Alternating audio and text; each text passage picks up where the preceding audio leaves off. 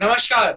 मैं हूं आपके साथ चंदन भारद्वाज और आप देख रहे हैं मेरे साथ दिन की ये बड़ी बहस। देश इस वक्त कोरोना संक्रमण से लड़ता हुआ नजर आ रहा है। बीते 2 हफ्तों में कोरोना संक्रमण के मामलों में गिरावट जरूर देखने को मिली है। कोरोना संक्रमण की स्थिति जो है जरूर सुधरने को मिली है। लेकिन कोरोना से ये जो जंग इस वक्त देश लड़ रहा है, इससे जीत एकमात्र तरीके से जो हो सकती है वो है पूरे देश को कोरोना की वैक्सीन लगाकर एक तरीके से सुरक्षित करने से। चाहे वो अमेरिका हो या यूरोपीय देश हो, तमाम देशों ने इस चीज को समय रहते हुए समझा। और अमेरिका जो कि विश्व में कोरोना से सबसे ज्यादा प्रभावित होने वाला देश है, अमेरिका जहां कोरोना से विश्व में सबसे ज्यादा मृत्यु हुई, उसने जल्द से जल्द अपने सभी लोगों को कोरोना की वैक्सीन लगाकर अब अपने देश में मास्क की अनिवार्यता तक को समाप्त कर दिया है। कुछ ऐसा ही हाल यूरोपीय देशों का भी है। तमाम यूरोपीय देश, चाहे वो फ्रांस हो, ब्रिटेन हो या फिर जर्मनी हो, तमाम देशों में कोरोना के वैक्सीनेशन को लेकर प्राथमिकता से जो सरकारें हैं वहां वो जुटी हुई। लेकिन जब नजर हम भारत पर डालते हैं तो भारत में कोरोना टीकाकरण की स्थिति दयनीय है। मैं दयनीय शब्द का प्रयोग इसीलिए कर रहा हूं क्योंकि एक तरीके की जो राजनीति देखने को मिल रही है कोरोना टीकाकरण पर, जहां राज्य केंद्र सरकार पर पल्ला झाड़ रहा है और केंद्र सरकार जो है वो राज्यों को वैक्सीन खरीदने को लेकर सलाह दे रही है। ऐसे में बड़ा सवाल ये उठता है कि केंद्र और राज्य की इस तकरार में आखिर देश की जनता क्यों पिसे? क्या जिन देश के राजनेताओं को, क्या जिन मंत्रियों को, क्या जिन मुख्यमंत्रियों को हम वोट देकर चुनते हैं, उनसे हमें इस बात को पूछने का अधिकार नहीं है कि आखिर हमारी जो वैक्सीन हैं वो समय पर हमें क्यों नहीं मिल पा रही? देश भर में इस वक्त अगर आज से आप वैक्सीनेशन पूछे तो तमाम वैक्सीनेशन सेंटर्स देश के अलग अलग राज्यों में बंद पड़े हैं। मुंबई की बात सबसे पहले करते हैं। मुंबई में तकरीबन आज केवल 25 से 30 वैक्सीनेशन सेंटर्स ही खुले हैं जिनमें कोरोना का टीकाकरण 10 से 3 बजे तक ही हो रहा है और साफ तौर पर केवल 100 डोज जो टीकाकरण के हैं वो प्रति सेंटर पर उपलब्ध हैं। राजधानी दिल्ली, देश की राजधानी में भी कोरोना टीकाकरण की स्थिति कमोबेश ऐसी ही है। दिल्ली के मुख्यमंत्री अरविंद केजरीवाल ने साफ तौर पर स्पष्ट कर दिया है कि दिल्ली में कोरोना की वैक्सीन जो है वो नहीं है। आखिर क्यों कोरोना की वैक्सीन देश में इस वक्त उपलब्ध नहीं है? ये सरकार की जवाबदेही है या नहीं? इन तमाम सवालों को लेकर मेरे साथ दो खास मेहमान जुड़ रहे हैं। मेरे साथ भारतीय जनता पार्टी का पक्ष रखने के लिए तिलक सिंह जुड़ रहे हैं और कांग्रेस का पक्ष भूदेव शर्मा जी रखेंगे। सबसे पहला सवाल तिलक सिंह जी, आपका इस चर्चा में स्वागत करते हुए आपसे मैं पूछना चाहूंगा, केंद्र सरकार, देश की केंद्र सरकार, भारत की केंद्र सरकार की कोरोना टीकाकरण को लेकर एक राष्ट्रीय रणनीति है या नहीं? अगर है तो क्या है और नहीं है तो क्यों नहीं है?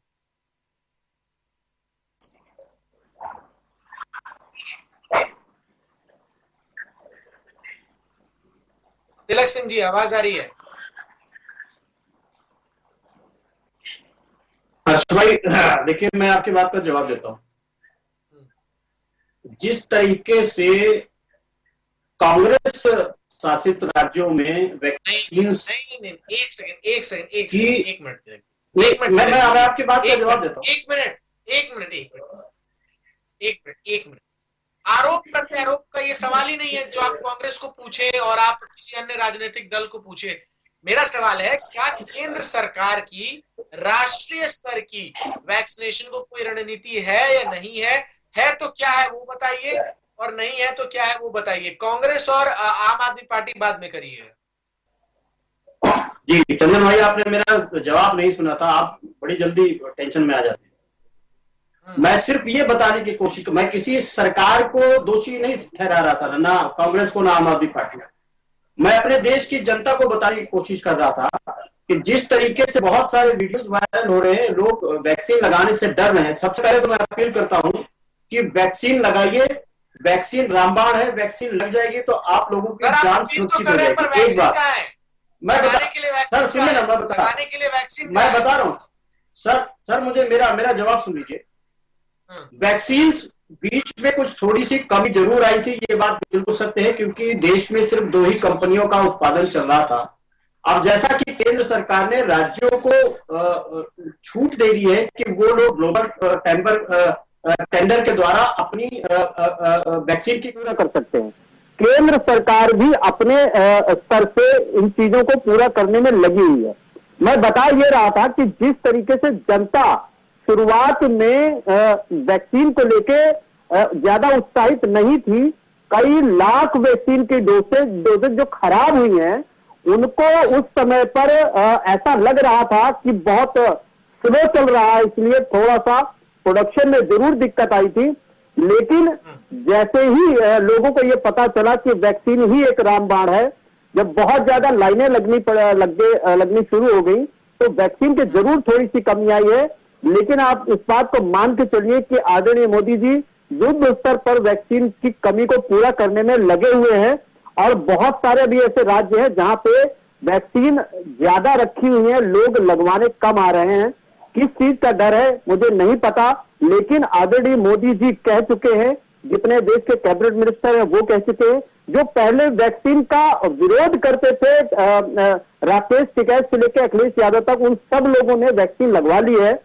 तो मैं सबको कहना चाहता हूं कि वैक्सीन जरूर लगवाएं, और वैक्सीन की जो थोड़ी सी समस्या हुई है जो बहुत जल्दी पूरी होने वाली है। ग्लोबल टेंडर देखिए, अभी इस समय 2 हमारे पास जो ऑलरेडी जो वैक्सीन चल रही थी वो तो चली रही है। स्पुतनिक आ गई है, डॉक्टर रेड्डीज लैब के थ्रू देश में वो पहुंच चुकी हैं, और आगे 1 से 2 महीनों में कई करोड़ वैक्सीन जो है देश के अंदर आने वाली हैं। और जी ठीक है तिलक शर्मा, ठीक है तिलक सिंह, ठीक है, आपकी बात मैंने सुनी। भूदेव शर्मा, साफ तौर पर क्या आप केंद्र सरकार की एक राष्ट्रीय स्तर की वैक्सीन की रणनीति नजर आ रही है कि किस तरीके से देश में वैक्सीन जो है वो लोगों को लगे? और साफ तौर पर तिलक सिंह जी जो कह रहे हैं कि शुरुआत में लोग इसको लेकर उत्साहित नहीं थे, इसीलिए इस वक्त की स्थिति है, कैसे इसे आप देख रहे हैं? देखिए, धन्यवाद चंदन जी। देखो, मैं ये पहले ये स्पष्ट कर देना चाहता हूं कि जो भी हमारे मित्र तिलक सिंह जी ने कहा कि उसको भी मैं क्लियर कर देना चाहता हूं कि जब से कोरोना अपने देश में आया है तब से लेकर के और आज तक जो ये देश की इतनी भयावह स्थिति हुई है, केंद्र सरकार कभी भी एक सीरियस मूड में नहीं आई। हमेशा ही विपक्षी पार्टियों ने हो या दूसरे राज्यों ने ये आवाज उठाते रहे कि एक सबको मिलकर के पूरे केंद्र मतलब एक रणनीति बनानी चाहिए। अब आप देखिए कि आदर पूनावाला जी कहते हैं, कई विदेशों के साइंटिस्टों ने भी कहा कि भारत को वैक्सीन लगानी चाहिए जल्दी से जल्दी, अगर भारत को बचना है तो तीसरी लहर से। अब जब हमारी केंद्र सरकार के द्वारा ऑर्डर भी नहीं, एक सवाल है मेरा, सुन लीजिए प्लीज। अरे नहीं सुनिए ना भैया, ये आप जो भाषण याद है ये तमिलनाडु का आपने भाषण क्यों नहीं दिया? ये भाषण आप तमिलनाडु को क्यों नहीं दे रहे? नहीं गलत बात है, आप देश को नहीं, आप गलत नहीं बोल सकते। मुझे ये बताइए, आपने ये भाषण तमिलनाडु को क्यों नहीं दिया? ये बात आपने तमिलनाडु को क्यों नहीं बताई? आप झूठ बोल रहे हो। नहीं क्या तरीका है? यही तरीका है। आप बोल लीजिए, आपने ये बात तमिलनाडु को क्यों नहीं बताई?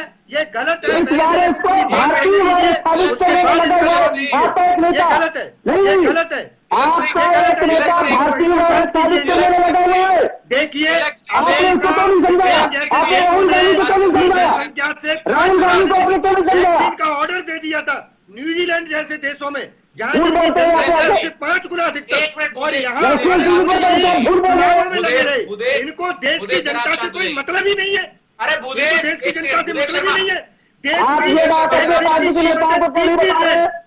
उदय जी, आप ये बात अपने पार्टी के नेताओं को क्यों नहीं बता रहे? सरकार के लिए अलग, राज्य सरकार के आपको शर्म नहीं आ रही? आप तमिलनाडु को क्यों बताते, राहुल गांधी को क्यों नहीं बताते? आप देश के लोगों को जीवन को लेकर के कभी भी सीरियस नहीं हुए, इसका ये परिणाम है कि आज देश में ये स्थिति हुई। उदय एक मिनट, ऐसे चर्चा नहीं होगी, ऐसी चर्चा नहीं होगी। तिलक सिंह जी, ये बिल्कुल नहीं यहाँ बर्दाश्त किया जाएगा, ऐसे बिल्कुल नहीं। इनको मेरी तिलक सिंह जी, आप एक मिनट, तिलक सिंह जी नहीं, मैं चर्चा से हट जाऊं क्या? आपने इनको यहाँ पे भाषण देने के लिए बुलाया गया? अरे चुनावी भाषण देने के लिए इनको बोल रहे हैं यहाँ पे। एक मिनट, जब आप बोल रहे थे उन्होंने टोका आपको बीच में। मैं काउंटर क्वेश्चन कर सकता हूँ कि नहीं ये बताइए अरे चंदन काउंटर जी, क्वेश्चन आपकी बारी आएगी तब करेंगे मैं ना सर। काउंटर क्वेश्चन कर सकता हूँ कि नहीं कर सकता हूँ ये बताइए। और काउंटर क्वेश्चन के लिए समय इनके दूंगा मैं ऊपर आपको। पूरे दिन देश जरा को बात तो भ्रमित पूरी करता है कर बैठ के, लीजिए। क्या मैं उनके ऊपर मुझे ये क्वेश्चन नहीं कर समझ सकता नहीं हूँ? है भूदेव, केंद्र भूदेव जरा शांत रहिए, दूसरे एक लोगों मिनट। पर छापे भूदेव, मारने का काम कर रही भूदेव है। जरा शांत होइए।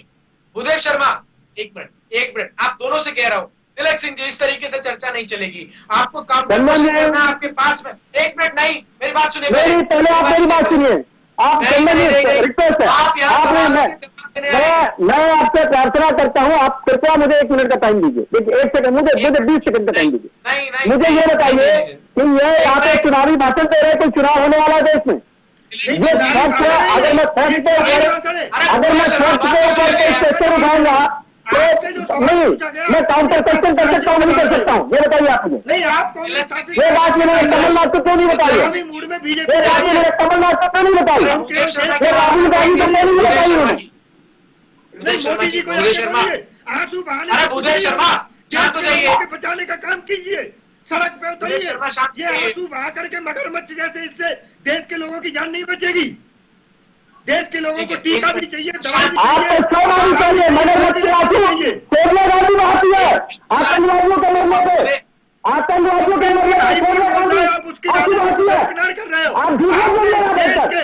देश के लोगों की आप लोग आपको शर्म आनी चाहिए। भूदेव शर्मा, भूदेव शर्मा, इन दोनों की आवाज इस तरीके से चर्चा नहीं चल पाएगी।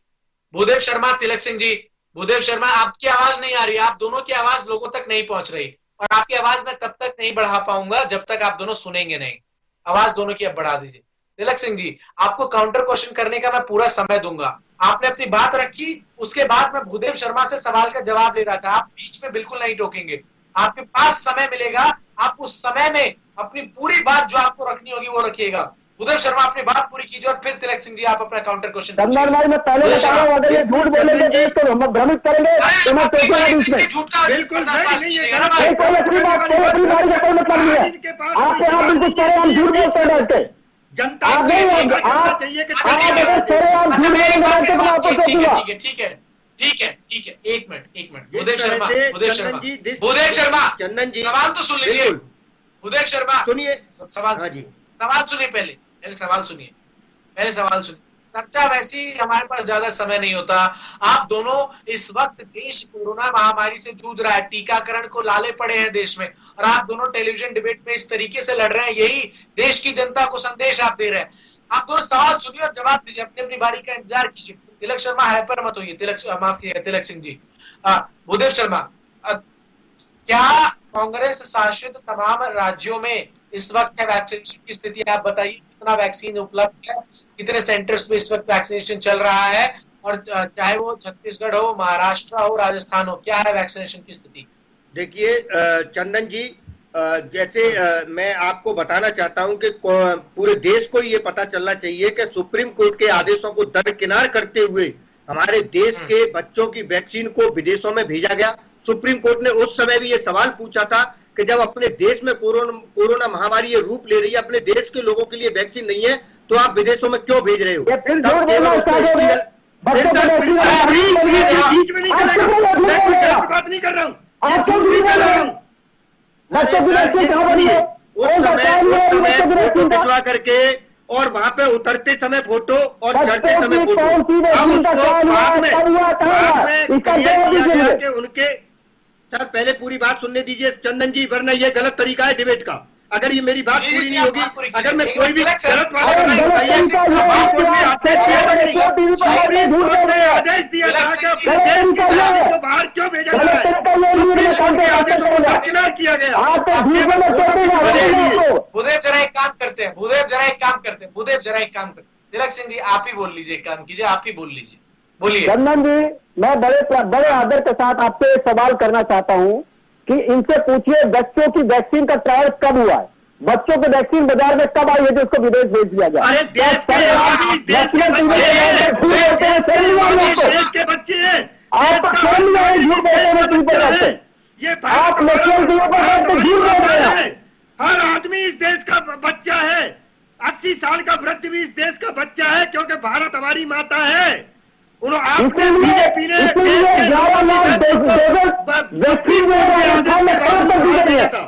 आप क्या जहाँ आपकी सरकार चल रही है, इसलिए आप लोगों को झूठ बोल राजस्थान के लोग नहीं है, आप मगरमच्छ राजस्थान के जो लोग है, राजस्थान की जो जनता है इंसान नहीं है। 11 लाख डोजेज आपने खराब कर दिए, 11 लाख वैक्सीन आपने खराब कर दिए। कोरोना में एक भी सांसद भारतीय जनता पार्टी का एक बीच में नहीं आया है। तिलक सिंह, लेकिन उदय शर्मा पार्टी शुरू से लेकर लास्ट तक ठीक है, अपनी जान हथेली तिलक सिंह, सवाल मेरा ये है, कोरोना वैक्सीनेशन जो इस वक्त एकमात्र तरीका है देश को कोरोना से मुक्त करने का, केंद्र सरकार कह रही है राज्य सरकारों की आप ग्लोबल मार्केट में टेंडर दीजिए। क्या ये शर्मनाक बात नहीं है कि अगर देश की केंद्र सरकार, जिसकी जिम्मेदारी होनी चाहिए कि वो तमाम राज्यों के साथ एक कोऑर्डिनेशन बनाकर सबको वैक्सीन दे, आप एक अंतर्राष्ट्रीय बाजार में हरियाणा की सरकार और उत्तर प्रदेश की सरकार, राजस्थान की सरकार, पश्चिम बंगाल की सरकार, ये अलग अलग टेंडर जो है वो करें। इससे बेहतर ये नहीं था कि केंद्र सरकार ही फाइजर से, मॉडर्ना से या फिर अलग अलग संस्था से कहती कि हमें इतने वैक्सीन के डोज दीजिए और केंद्र सरकार उसको अलग अलग राज्यों को बांटती। केंद्र सरकार आखिर क्यों अपना पल्ला झाड़ रही है कोरोना वैक्सीनेशन मुहैया कराने को लेकर? देखिए चंदन भाई, मैं बताता हूँ, पहले जवाब तिलक सिंह देखिए चंदन भाई मैं जवाब देता हूँ। देखिए जिस तरीके से वैक्सीन हमारे पास एक समय पर ज्यादा हो गई थी, लोग उत्साहित नहीं थे, उन वैक्सीन जो खराब हो जाती हैं उनको विदेशों में भेजा गया। वही विदेशों में जिनकी मदद की गई। अरे सुनिए ना सर, आप सुन तो लीजिए मेरी बात। खराब हो गई है तो खराब हुई वैक्सीन बाहर नहीं भेजी जाती है। मैं कह रहा हूं कि उस टाइम पे प्रोडक्शन अच्छी खासी हो रही थी, देश के लोग उत्साहित हुए थे, वो वैक्सीन खराब हो जाती है यहाँ पे, उनको उस टाइम पे एक्स्ट्रा बच रही थी, उनको विदेश भेजा गया। अगर वही विदेशों में जो बाद में ऑक्सीजन सिलेंडर के रूप में हमारे देश को मिली, वही वैक्सीन ऑक्सीजन सिलेंडर के रूप में, आपने देखा होगा जहाजों से वैक्सीन आए, टैंकर आए बाहर से, कंटेनर आए बाहर से, जो देश के लोगों की मदद हुई। एक बात। दूसरी बात यह, मैं फिर कहना चाह रहा हूं, हम केंद्र सरकार कभी भी किसी भी चीज से पल्ला नहीं झाड़ती है। आज भी देश के प्रधानमंत्री 18 घंटे 20 घंटे देश के लिए युद्ध स्तर पर काम कर रहे हैं। दूसरी बात, पहले वाले लॉकडाउन में जब सब कुछ केंद्र सरकार के हाथ में था, तो पूरा देश और पूरा जो है विपक्षी जो है प्रधानमंत्री को गाली देने में लगे हुए थे।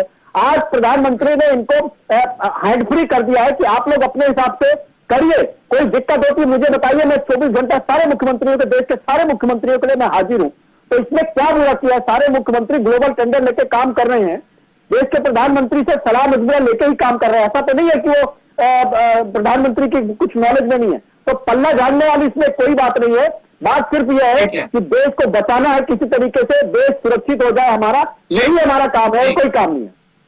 ठीक है, आपने अपनी पूरी बात रखी। अब आप बीच में बिल्कुल नहीं बोलेंगे तिलक सिंह जी, ये मैं आपको पहले ही चेतावनी दे रहा हूं। उदय शर्मा, आप अपनी बात पूरी कीजिए। देखिए सर, 35,000 करोड़ रुपए का बजट भारत सरकार के द्वारा निर्धारित किया गया। बोला गया वित्त मंत्री जी के द्वारा कि 35,000 करोड़ रुपए हम कोरोना से लड़ने में देंगे। लेकिन जब सुप्रीम कोर्ट ने इसके बारे में पूछा कि आपने कितना पैसा कोरोना से लड़ने के लिए खर्च किया, तो केंद्र सरकार सुप्रीम कोर्ट में कहती है कि हमने एक नया पैसा खर्च नहीं किया है कोरोना से लड़ने में। जो 35,000 करोड़ था वो 900 करोड़ रुपए 1100 करोड़ रुपए पे आ गया। जो आधार पूना वाला जो हमारे वैक्सीन बना रहे हैं वो ये कहते हैं कि हमने बैंक से लोन लेकर के केवल तैयारी शुरू कर दी है। अभी तक हमारे पास केंद्र सरकार से कोई ऑर्डर नहीं आया है कि हमें कितनी वैक्सीन बनानी है। वो बार बार कह रहे हैं कि देश की जनसंख्या को देखते हुए जो केंद्र सरकार को ऑर्डर देना चाहिए वो नहीं दे रहे हैं। अमेरिका, ब्रिटेन जैसे राज्यों में वहां की जनसंख्या के 5 गुना अधिक तक जब वैक्सीन बन भी नहीं पाई थी उससे पहले ऑर्डर दे दिए गए थे। लेकिन हमारे देश के प्रधानमंत्री लोगों को लेके कहीं भी सीरियस नहीं थे, उनको चुनावों से मतलब था। अब अगर आज इन्होंने ये ग्लोबल टेंडर निकाला है, देश के 8 गरीब राज्यों की 25% से अधिक बजट इसी वैक्सीन पर खर्च हो जाएगा, तो उनकी स्थिति क्या होगी ये देखने वाली बात होगी। क्योंकि जो केंद्र सरकार घड़ियालू आंसू रो करके प्रधानमंत्री जी उसके तुरंत बाद 9,911 करोड़ रुपए रिजर्व बैंक से ले लेते हैं, तो ये पैसा आखिर जा कहाँ रहा है? जब राज्यों को ही अपना पैसा लगाना है तो केंद्र सरकार इस कोरोना महामारी से लड़ने में कौन सी भूमिका निभा रही है? ये आखिर देश को पता तो चलना चाहिए। आप न्यूज चैनल पे आकर के आप बड़े बड़े दावे करते हो, आप सुप्रीम कोर्ट में जाकर के हाथ खड़े कर देते हो कि हमारे पास पैसे नहीं है। तिलक सिंह, आपके सरकार के मंत्री नितिन गडकरी खुद इस बात को कह चुके हैं कि कोरोना वैक्सीन बनाने के लिए केवल 2 कंपनियां अगर ये अपने मैक्सिमम कैपेसिटी में भी प्रोडक्शन कर पाएंगी तब भी ये पूरे देश को वैक्सीनेट नहीं कर पाएगी। क्यों नहीं केंद्र सरकार वैक्सीन का जो पेटेंट है, वो वैक्सीन का जो फॉर्मूला है, वो अलग अलग संस्थानों के साथ शेयर कर रही है? आखिर क्या दिक्कतें आ रही हैं कि वैक्सीन की प्रोडक्शन जो है वो देश में नहीं बढ़ पा रही है? क्यों अलग अलग संस्थानों को इस बार, क्यों टाटा हो फिर या फिर अलग अलग संस्थान हो, उन्हें नहीं कहा जा रहा कि आप भी वैक्सीन का उत्पादन कीजिए फॉर्मूला उनके साथ शेयर करके? आखिर जिम्मेदारी तो लेनी पड़ेगी ना सरकार। चंदन भाई, मैं आपकी बात का जवाब देता हूँ। देखिए चंदन भाई, सबसे पहली बात यह कि केंद्र सरकार ने इसीलिए राज्यों को फ्री हैंड दिया है कि आप लोग ग्लोबल टेंडर के तहत वैक्सीन की कमी को पूरा कर सकते हैं। दूसरी बात यह तिलक जी, ग्लोबल टेंडर की बात नहीं हो रही। अरे भाई सुनिए ना, मैं बताते रहा हूँ, मेरे जवाब तो पूरा सुन लीजिए। आप भी भूदेव जी की तरह कर रहे हैं सर। चंदन जी मेरे जवाब तो पूरा सुन लीजिए। अभी मैं सीधा जवाब दे रहा हूँ भाई। अरे मैं सीधा जवाब दे रहा हूँ, सुन तो लीजिए, सुनिए सुन लीजिए। देखिए, अरे भैया रुके ना, रुके। आपके घड़ियाली आंसू मुझे पता है, आपके घड़ियाली आंसू मुझे पता है, आतंकवादी के लिए आप रुक जाइए, आप मुझे पता है। ठीक है, देखिए चंदन भाई, मैं अभी तुरंत जो आवश्यकता है हमारी, उसको हम ग्लोबल टेंडर के तहत वैक्सीन पूरा करने के लिए हमने राज्यों को बोला है। दूसरी बात ये कि 2 वैक्सीन हमारे यहाँ ऑलरेडी प्रोडक्शन में है। तीसरी वैक्सीन जो है स्पुतनिक, वो अब आ चुकी है और आने वाली भी, अगला खेप आने वाला है। दूसरा ये कि मैं आपको जानकारी देना चाहता हूँ कि 2 से 3 बड़ी कंपनियों को और भी लाइसेंस दिए जा रहे हैं। तीसरी बात ये कि आप जैसा लोग बोल रहे हैं, केजरीवाल जी बोल रहे हैं, आप सब लोग बोल रहे हैं कि अब देखिए इसके लिए इंफ्रास्ट्रक्चर चाहिए होता है। किसी को भी लाइसेंस नहीं दिया जा सकता कि आप मेरे लाइसेंस बनाना शुरू कर दो। उनके लिए इंफ्रास्ट्रक्चर होना चाहिए कि जो कि 70 सालों में इतना बड़ा इंफ्रास्ट्रक्चर नहीं था। 6 साल में 7 साल में मोदी जी से क्या अपेक्षा कर रहे हैं, मेरे समझ के तरह। तीसरी बात में उनकी बात का जवाब देता हूं, घड़ियाली आंसू। बनारस के लोग जो अभी दुनिया में नहीं रहे हैं, अगर अपने कॉन्स्टिट्यूशन के लिए आदरणीय प्रधानमंत्री जी भावुक हो जाते हैं, आदरणीय प्रधानमंत्री जी अगर तक पहुंच गए, वो 70 साल में, अरे देश के में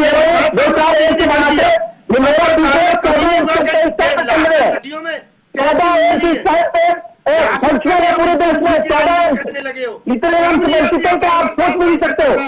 आपको छेड़नी आती है, बैठते हैं मजाक करने में, पूरे दिन झूठ और फरेब करते हैं आप लोग। अब मेरी बात का जवाब सुन लीजिए। 70 साल चंदन जी, 70 साल में जितना काम हुआ उसको देश को अरे देश जानता है, आपको 70 साल मेरा देश जानता है। चंदन भाई, मैं अपनी बात पूरी कर लूं। और इनका एक सवाल ये था कि देश के प्रधानमंत्री घड़ियाली आंसू बात, अगर अपने बनारस के लोगों के लिए, अपने देश के लिए अगर प्रधानमंत्री जी भावुक हो जाते हैं चंदन जी, तो ये देश का अपमान नहीं कर रहे, देश के लिए, देश दुनिया में नहीं रहे उनका अपमान नहीं कर रहे हैं कि प्रधानमंत्री घड़ियाली आंसू बाहर है। अरे जो दुनिया में नहीं रहे उनको नहीं दिखाई दे रहा है। मेरे सवाल का जवाब दीजिए। मेरे सवाल का एक बड़ा महत्वपूर्ण सवाल है, इसका जवाब आपको देना होगा। तिलक सिंह, देश में आपके केंद्र सरकार के मंत्री नितिन गडकरी ने कहा ना कि सरकार वैक्सीन, आप जिस इंफ्रास्ट्रक्चर की बात कर रहे हैं उसको सुनिश्चित करना भी तो पिछले 7 सालों से आपकी सरकार है, आपका काम है कि आप किस तरीके से वो करें। आप 7 बनाम 70 का जो एक तरीके से झुंझुना है वो कब तक बजाते रहिएगा? जी चंदन भाई, मैं बताता हूं कि ये झुंझुना अगले 500 सालों तक चलेगा, क्योंकि उन्होंने देश का बेड़ा गर्क किया है। ये जो पीढ़ी है ना, वो झुंझुना बजाती रहेगी। अरे भैया सवाल का जवाब तो सुन लीजिए। अरे भैया सवाल का जवाब तो सुन लीजिए, पीछे ले गई, सवाल का जवाब सुन लीजिए, सवाल का जवाब सुन लीजिए। नाम पर ये देश को 70 साल ये जो विचारधारा पिछले ये 70 साल पीछे इस देश को ले गए। स्थिति है उसके जिम्मेदार ये लोग हैं। देखिए चंदन भाई, ये देश की क्या स्थिति है और किसकी वजह से है वो देश जानता है। जैसा कि आपने कहा कि पिछले 7 सालों में इंफ्रास्ट्रक्चर पे, देखिए ये ना आपको सपना आ रहा था, ना मुझे आ रहा था, ना देश के प्रधानमंत्री को आ रहा था कि इतनी बड़ी महामारी अचानक से आ जाएगी। एक बात, दूसरी बात ये नहीं सर, दूसरी लहर को लेकर तो चेतावनियां दी जा रही थी सर, दूसरी लहर को लेकर चेतावनियां दी जा रही थी जब आपके पार्टी के तमाम नेता बंगाल में चुनावी रैली में व्यस्त थे, चुनाव के लिए रैलियां कर रहे थे। चंदन भाई मैं जवाब देता हूँ, चंदन भाई मैं जवाब देता हूँ। तो दूसरी लहर या तीसरी लहर की जो अपेक्षा थी, जो हमारे वैज्ञानिकों ने, हमारे डॉक्टरों ने जो शंका जाहिर की थी, उसी शंका के आधारभूत, देखिए मैं एक बात बताता हूँ, जितने अभी ये पोलियो और पता नहीं किस बकवास कर रहे थे, जो 70 सालों में, 20 25 सालों में वो टीके आए हैं, हमारे देश के प्रधानमंत्री ने, हमारे देश के वैज्ञानिकों ने, हमारे देश के डॉक्टरों ने, दोनों आदमी इसी मूड में नजर आ रहे हैं कि एक दूसरे को बोलने नहीं देंगे, एक दूसरे की बात सुनेंगे नहीं। बहुत बहुत शुक्रिया भूदेव शर्मा आपका मेरे साथ जुड़कर तमाम बातों को रखने के लिए, और तिलक सिंह जी आपका। निश्चित तौर पर देश वैक्सीनेशन की संकट से ये जूझ रहा है, इसे मानने में गुरेज राजनीतिक दलों को नहीं होना चाहिए। मनस्पत होना यह चाहिए कि तमाम राजनीतिक दल एक साथ मिलकर इस वैक्सीनेशन की संकट को जल्द से जल्द खत्म कर देश के तमाम लोगों को कोरोना की वैक्सीन लगाने को लेकर जो योजना है उस पर कार्य करे, ताकि देश कोरोना संक्रमण से जो जंग है वो जीत सके। आज के लिए इस बड़ी चर्चा में बस इतना ही। कल फिर हाजिर होंगे एक नए विषय के साथ। मुझे दीजिए इजाजत। तमाम खबरों के लिए बने रहिए हमारे साथ।